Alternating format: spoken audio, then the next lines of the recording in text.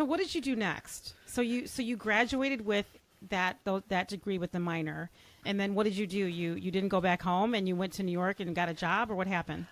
I went back home. I started applying for jobs. I wanted to work at like small radio stations. That was my, Oh, you were my going to dream. radio.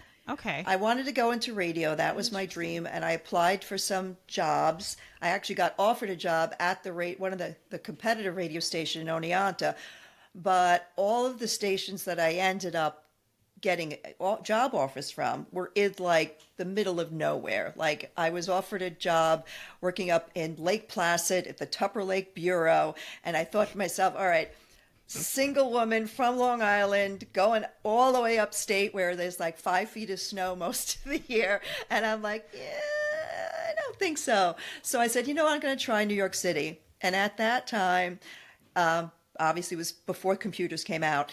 I went to some of these agencies, and they said, "Can you type?" I said, "Of course I can type. I've been an English major. I type papers for everybody. I used to get paid for typing papers." So they gave me a typing test, and they said, "All right, we need it. We have a job at CBS." Basically, it was they pigeonholed all the women into secretarial positions. Yep. That's basically what they did. So Hmm. they said to me, "Just get your foot in the door at CBS, and then you could go and move into wherever you want." So that was my first thing. I was like, "I'm going to take a job at CBS." I ended up getting a job as an assistant to the former president of CBS, and I thought, all right, that's a big name. His name was Frank Stanton, and I thought, all right, I can parlay that into working in getting to someplace else. So that was my dream. Was I went in, started working, and basically just doing secretarial work.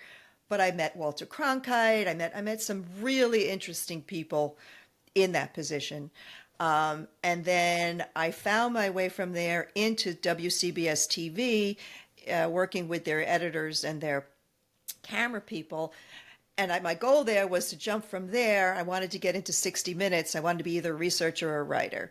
So I basically was sort of banging my head against the wall trying to get into that area at CBS. And it was just taking too long.